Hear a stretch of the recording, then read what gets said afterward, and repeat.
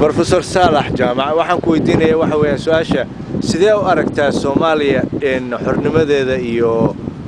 dib u hagaajinteeda walaalkayow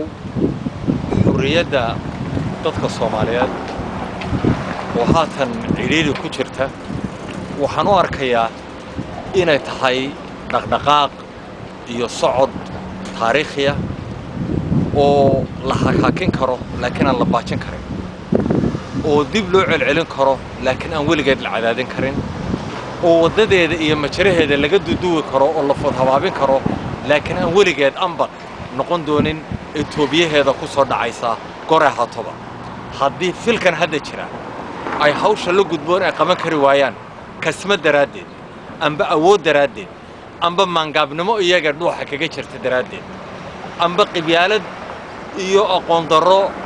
ku dhoobaysatay daraadeed waxa xilkaasi sugi doonaa da'aad geeya xurriyadda iyo gobonnimada oo wadadeedii ku soo celiya wayna soo noqonaysa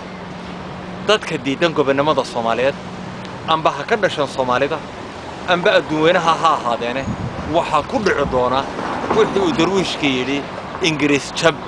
iyo waxa ku dhacay jac iyo baaruudde daraawiishna waa jibindhow iyo jawga soo baxay jawga soo dhacaya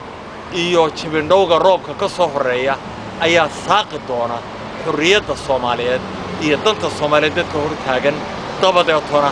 seerma weydadii la sugayay iyo roobkii iyo calcaliyadii xaradda ayaa dadka u diidi doona waqtigeesta ha qaadatay yadadiilada ay ugu jirta wax weyn nin kasta oo taariikhda wax ka yaqaan